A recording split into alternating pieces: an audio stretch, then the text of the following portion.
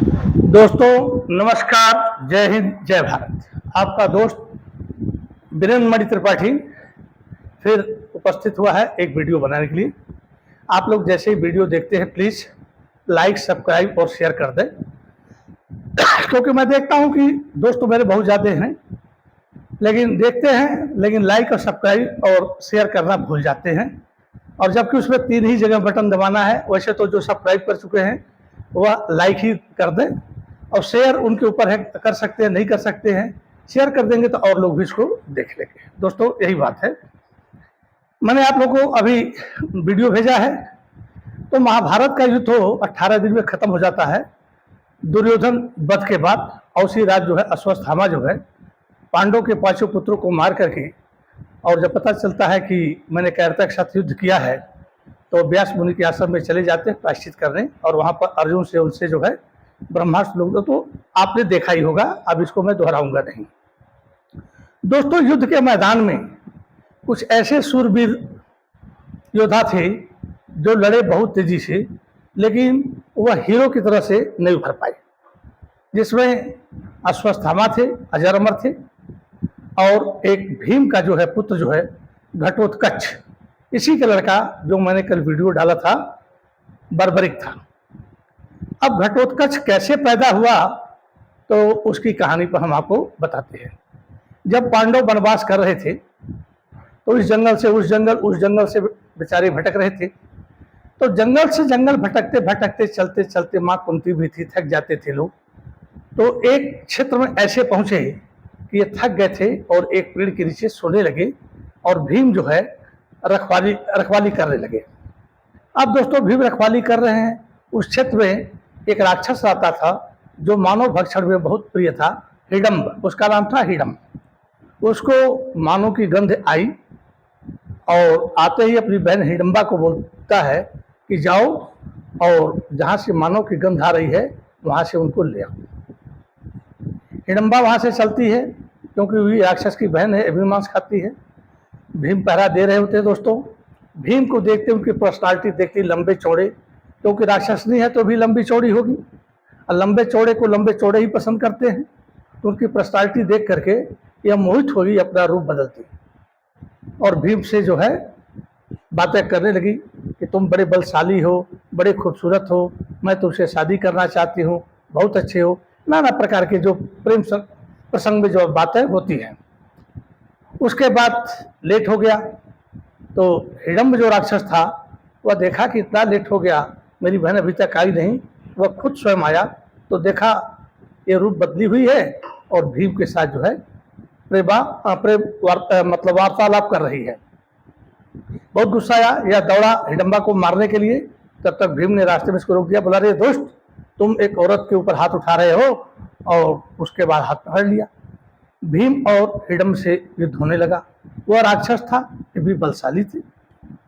तो जैसे ही पटका पटकी मार पिटाई शुरू जैसे होता है, पांडव सब जग जाते हैं।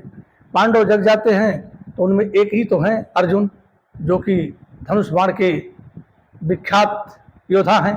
वो अपना धनुष बाण उठाते हैं, हिडम्ब को मारने के लिए धनुष जो है धनुष के ऊपर बाण लगाते हैं। तब तक भीम कहते नहीं, ऐसा है कि हमारा इसका युद्ध है, मैं इसको ही मार के खत्म करूंगा, आपको बाण चलाने की जरूरत नहीं है। युद्ध काफी देर तक चलता है। उसके बाद भीम उसको एक बार पकड़ते हैं और ऊपर उठा करके इतना जोर से जमीन पर पटकते हैं कि हिडम्ब राक्षस तत्काल वहीं पर मर जाता है। उसके बाद 5 पांडव माँ द्रौपदी चल देते हैं, पीछे पीछे हिडम्बा भी चलती है। देखते हैं तो फिर वो कुंती के पैर पकड़ लेती है, कहती मैंने भीम को पति मान लिया है तो मुझे छोड़ करके क्यों आप जा रहे हैं, मुझे भी साथ ले चलिए, मैं आपका कोई अहित नहीं करूंगी। तो युधिष्ठिर कहते हैं कि हे भीम, यदि स्त्री कोई प्यार करने लगे और पति मान ले तो उसको ठुकराया नहीं जाता है, तुम इससे विवाह कर लो और इसके साथ रहो। पर शर्त यह है, हिडम्बा से कहते हैं, दिन में भीम तुम्हारे पास रहेंगे और रात को हमारे पास चले आएंगे। तुम दिन में पवित्र होकर के इनके साथ रहना पूरा दिन, लेकिन शाम को हमारे पास आ जाएंगे, क्योंकि भीम को शाम को इनको जरूरत थी, वह रात की रखवाली करते थे। तय हो गई। और भीम ने भी कहा हिडम्बा से कि मैं तुम्हारे साथ तब तक ही रहूंगा जब तक तुम्हें एक पुत्र की प्राप्ति न हो जाए।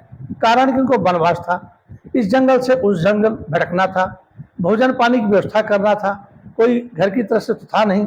कंद मूल जड़ जो भी थी जंगल में वो खाते थे, फल खाते थे और झरने का पानी पीते थे, और जहाँ सांझ वहीं सवेरा किसी पेड़ के नीचे किसी गुफा में जैसे तैसे अपना दिन काट रहे थे। वो मान गई, भीम इसके पास रहने लगे और शाम होते ही रात को चले जाते थे भाइयों की रखवाली करने के लिए, क्योंकि भाई को सोना है, और दिन में ये यहाँ सो लेते थे, उसके साथ प्रेम वार्तालाप करते थे। और जो भी एक पति पत्नी के बीच में मधुर संबंध होता है और जिस कार्य को लोग करते हैं वो भी करते थे। 1 साल के बाद एक पुत्र की प्राप्ति होती हिडम्बा को। उस बालक के सर पर बाल ही नहीं थे। तो घट जो है, घट माने हाथी का सर कहते हैं, बड़ा सर जिसका हो, और कट जो बोलते हैं बिना बाल के। तो जब पैदा हुआ था तो इसका सर बहुत बड़ा था और सर के ऊपर बाल नहीं थे, इसलिए इसका नाम रखा गया घटोत्कच। ये पैदा होते ही बड़ी तेजी से 1 घंटे में ही या 10 मिनट में एक विकराल मतलब मानव बन गया। और भीम जो है चले गए थे, रात का समय होगा, रात के समय पर इसकी उत्पत्ति हुई। उसके बाद इस बालक को लेकर के माँ कुंती के पास जाती है और कहती है कि देखो ये बालक है, आप ही लोगों का है, और इसको जो मैं आप लोगों की सेवा में समर्पित करती हूँ और अब मैं आराम से रह सकती हूँ। घटोत्कच माँ कुंती से कहता है, दादी आप हमारे लिए कोई कार्य बताएं। तो दादी कहती जब कार्य पड़ेगा तो हम आपको कार्य बताएंगे। तो बीच बीच में घटोत्कच इनके साथ रहता है, और जब उसके बाद जब पुकारते हैं तो आ जाता है, और वहीं से उत्तर के हिमालय की तरफ वो चल देता है। इनका अज्ञातवास वनवास सब खुद खत्म हो जाता है। अब आता है महाभारत का युद्ध। महाभारत का युद्ध में घटोत्कच भी शामिल होता है, और इसके अंदर 2 नस्लों का उत्पत्ति है, एक तो मानव का और दूसरा राक्षस का। तो जब जो शंकर जात के होते हैं, आपने देखा होगा, चाहे मक्का हो, चाहे मटर हो, चाहे जो भी हो शंकर जात के, उनकी बढ़ोतरी बड़ी तेजी से होती है और ज़्यादा उत्पादन देते हैं। यह शंकर जात था, माँ की राक्षसनी थी और पिता जो है क्षत्रिय थे, भीम थे। उसके बाद ये वहाँ पर युद्ध में भाग लेता है। इतना लंबा चौड़ा होता है कि कुछ तो लोगों को अपने पैर के नीचे ही दबा के मार देता है, किसी को फूंक मार के उड़ा देता है, किसी को इधर मारता है, किसी को इधर मारता है, और बहुत से कौरवों के सैनिक को ये मार डालता है। एक दिन जब कौरव सेनापति बनते हैं, घटोत्कच का युद्ध बड़ा भयंकर होता है। कर्ण एक से एक बाण छोड़ता है, ये भी बाण तोड़ते जाते हैं, ये भी हथियार छोड़ते हैं, वो भी काट करता है, क्योंकि कर्ण कोई छोटा मोटा योद्धा नहीं था। लेकिन करते करते रात हो गई। अब ये मायावी था, आकाश से पत्थर बरसाने लगता था, नाना प्रकार के अस्त्रों की वर्षा करने लगता। कौरव सौदा घबरा गई, दुर्योधन भी घबरा गया। फिर अर्जुन के कर्ण के पास आता है, बोलता है दोस्त इसको किसी भी तरह से खत्म करो, नहीं तो ये तो रात भर युद्ध लड़ेगा और पूरी सेना को खत्म कर देगा। ये अदृश्य हो जाता है, क्या क्या हो जाता है, और ये तो जो है राक्षसी प्रवृत्ति का आदमी है और इसको खत्म करना जरूरी है। तो कहते यार लड़ तो रहा हूं मैं, लेकिन ये कहीं छुप जाता है, अंधेरे में चला जाता है, दिखाई नहीं देता है, बड़ी समस्या आ रही है, और ये तो बड़ शंकर का है और इसके पास भी बहुत शक्तियाँ हैं, इसको जितना इतना आसान नहीं है। तब दुर्योधन कहता है अरे दोस्त ये जो इंद्र ने आपको अमोघ शक्ति दी है उसको चला दो। तो कहता है अरे यार इसको तो मैंने अर्जुन के लिए रखी है। तो दुर्योधन कहता है अरे भाई अर्जुन तक हम पहुंचेंगे कि नहीं पहुंचेंगे, इस आज रात में ही हम मार दिए जाएंगे। तो जब हम मर जाएंगे तो इस शक्ति का क्या प्रयोग, इसको चलाओ और पहले इसको मारो। तब कर्ण जो है इंद्र की शक्ति को चलाता है और घटोत्कच जो है नीचे गिर जाता है।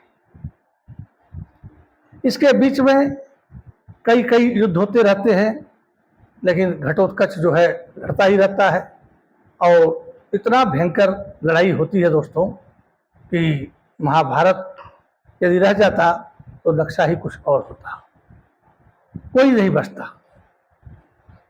तो इसको बताना आप लोगों के लिए जरूरी था कि क्योंकि घटोत्कच जो है कैसे पैदा हुआ और कैसे हुआ, तो इसके बारे में और कुछ तो विस्तृत जानकारी नहीं मिलती है, पर युद्ध में ही ये मारा जाता है। इसी के साथ दोस्तों मैं अपने वीडियो को रोक रहा हूँ और आप लोगों के लिए हाथ जोड़ के प्रार्थना करता हूँ कि जो भी देख रहे हैं इसको लाइक, सब्सक्राइब और शेयर करें और दोस्तों को भी बताएं कि घटोत्कच क्या था। और इसी के साथ जय हिंद, जय भारत, वंदे मातरम। धन्यवाद दोस्तों।